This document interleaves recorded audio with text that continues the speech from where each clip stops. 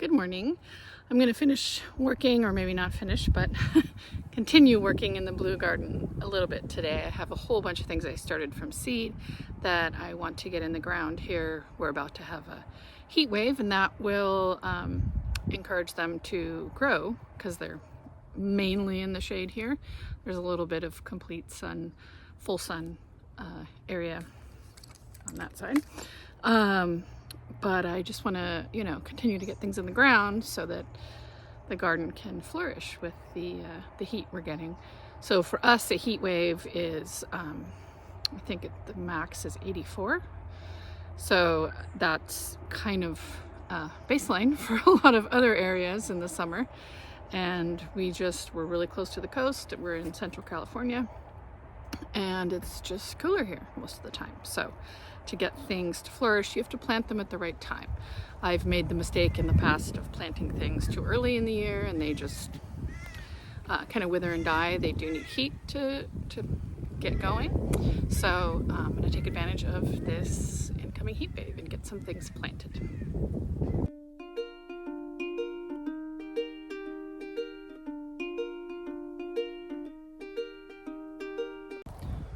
Quick note on the heat here. Though it is 80s, our high, the humidity is in the high 90s, 94, 95, 96% humidity. So even though it's not hot, it sure feels a lot hotter than the thermometer says. We have some seedlings that look fairly good, and some that were not so successful. I tend to not exactly sure what happened, but we're gonna make it work. So plants for today are, I'm gonna put some sweet alyssum seeds in. It's the Oriental Nights. It's purples. I have Bridal Veil Astilbe. I have Alexander's Great Brunnera. That it says height of 12 to 18 inches. There are blue flowers on that. And back to the Bridal Veil Astilbe, 18 to 24. That's going to be the greenery, and then when the flower stalks come up, they're quite a bit taller. We also have a sea holly here. This is, I think it's called Glitter Blue. Started it from seed, and it has kind of a gray-blue flower. Then I have a Fama Blue Scabiosa. These are all about 18 to 24 inches tall. This one that I don't even know if we'll get one out of it. These seeds were old. It did germinate well, but then it just didn't last. There were some, right near it, I lost all of them to damping off. So this may have had the same fungal issue, but it looks like I got two maybe. So this is the Salvia Oxford Blue. This is one of my favorite flowers. It's honeywort, and it has the most, this is the purple. I'm gonna have to untangle these. It has the most beautiful blue purple flowers, and it tends to ramble. See how it's kind of already rambling? It's supposed to reseed readily. I've had some plants of it before that did not reseed, so I haven't had that experience, but I just love it. I think it'll be beautiful in this area. I also have, this is a geranium. It has a purple flower, and I like how it's dainty and delicate and small. My mom started this one for me. And I also have a little bit of Scotch moss to kind of try to fill in and maintain the moisture in the soil. So those are our blue and purple flowers for today. And I'm going to work in this area, which is shady. So I'm in this area here, and then this side has the sun. So this is where the sea holly and the salvia, blue salvia, those will go along in here where it's quite a bit more sunny on this side. and wrapping around that side over there. Let's see. Wrapping around down in here. I did just put some seeds in here yesterday. This is the other part of the blue garden that is full sun. So it gets afternoon, evening shade, but this pretty much is full sun all day long. So this is where I'll put in a little bit more salvia and the sea holly, maybe a scabiosa or two. Okie dokie, let's get to it. I am out of starter fertilizer. I do need to go to the store later, so I'll likely pick up more because I have more things to plant. But for now, I'm going to use this Micos, which is a pure mycorrhizal inoculant, because really that's what we want to do when we're planting plants, is give them the best start with their roots. So I'm going to add some of this.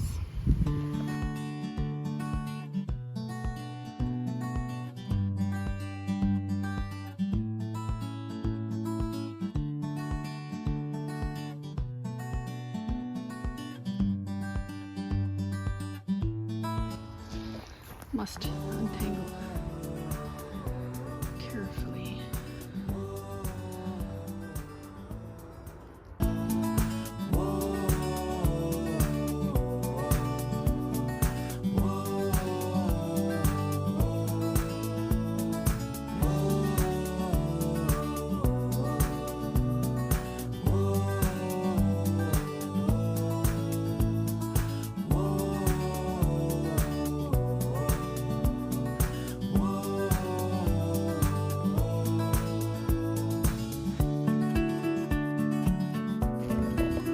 So it is very shady under here.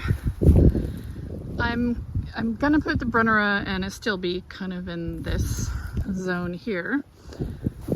Maybe one of the Brunnera over here. But I'm toying with removing a few branches so that you can actually see this area from the path.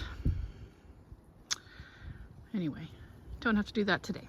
But I want to get these Brunnera and still be planted in this area. This is a wonderful deep shade area, and I would love to put a hammock from that branch to that branch.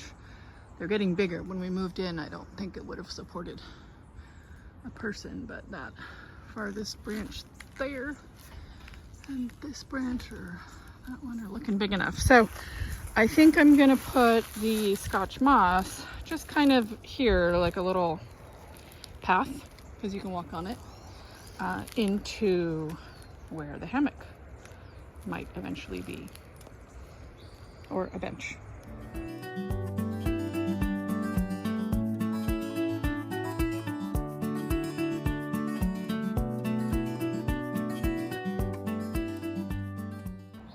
Now to the sunny side. I just put in some of the toad lilies here, and I did put some seeds in, but I think I can put at least one or two of the sea hollies in this area.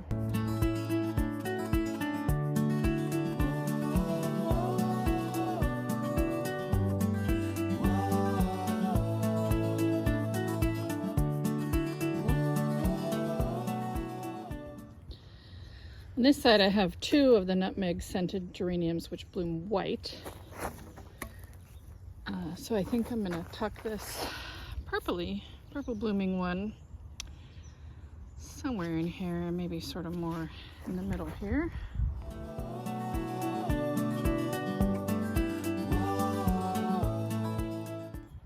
One last full sun-ish area. There's a big tree above it here, so there are times of the day when it gets shade, but this really is quite a sunny area.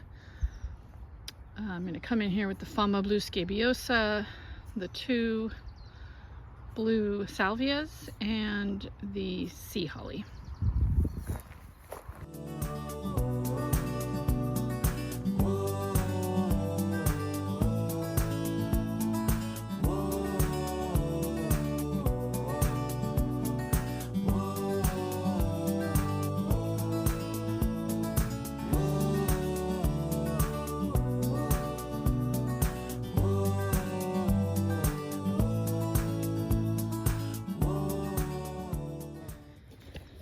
Well, I gave the Pride of Madeira a haircut so it could have more sun in this area.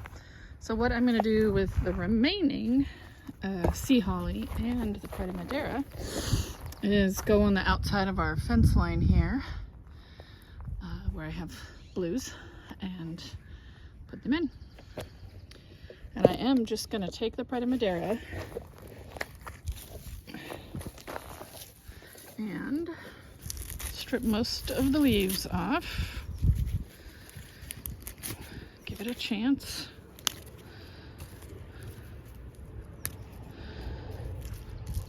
Put some mycorrhizae in with that. Stick it in the ground. Got some weed whacking, or weed pulling rather, to do. But this here, I did this one the same way, just pulling it and sticking it in the ground. So I'm going to put a few more along here. I have ceanothus here, but the deer just munch on the ceanothus, but they don't munch the Pride of Madeira because it's prickly. And all of these ones over here, this one, you can see I really need to weed over here. And this taller one here. This one. And it's starting to branch off, so I'll break off the top. And these ones. And down there, one more. And then I see one that died down there. I don't know what happened. Something with the water, likely. But I do have ceanothus out here that, as I mentioned, the deer like to munch on. There's a creeping ground cover ceanothus here. And then I have white and blue and white and blue and white and blue. All kinds of blues and whites out here. So I'm gonna put more of the Pride of Madeira down in there, and I'll pop some sea hollies where I can find a little sunny spot for them. And I think that'll be beautiful. First I must weed, unfortunately. Let's go find a weed bin.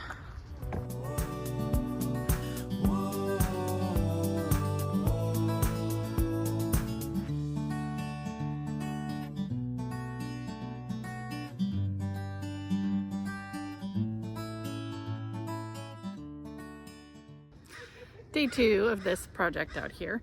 I did a lot of weeding yesterday and I popped some of those Pride of Madeiras in. I'll show you where. But some of them I popped along irrigation lines that are drip. The other ones I popped along lines that don't have drip, so I need to put some emitters on them. So since my camera died yesterday, I thought I'd come back out today and finish this project and show you where I put the Pride of Madeiras. I weeded this area. It's not an exhaustive weeding. There's so much of this grass. Eventually, maybe we'll get rid of it, but I left that over there because this we can weed whack. It's not so close to the plants that I want. Here's where I put one of the Pride of Madeiras though, and there is no emitter right there. And then there's another one down here in the middle there. So I'm gonna put emitters on these two on this side. Did I put another one in? Anywho, I'm gonna put emitters on these two. So I just have a 1 gallon per hour dripper, and I'm gonna add it to that supply line right there. Only gonna put one on this plant.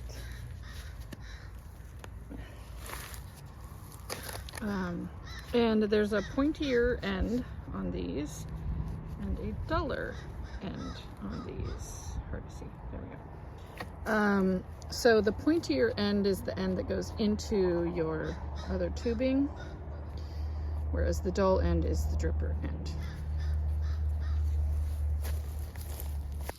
I already know this one's running, but I'm all the way up here. I just want to get it done. So here we go again. I think I'll try to put this one facing the other direction.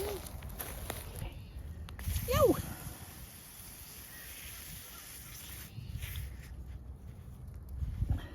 Go. Oh, that's an excellent. It's working. Here we go. So I uncovered the ceanothus ground cover. Here's one of the Pride of Madeiras I started last year just by sticking a piece in the ground. So I put a few more over there along that drip line. There's more of the ceanothus ground cover uncovered. That ceanothus plant is pretty happy there. That drip there, I put one of the sea hollies. And this is a mess. It's still a mess. I haven't picked up all the grass I pulled, but I got it started. And then over here, there's another Pride of Madeira I put in, another one there. They will, once they start getting water, here's another one. Once they start getting water, they're gonna grow, because this one here I put in last year.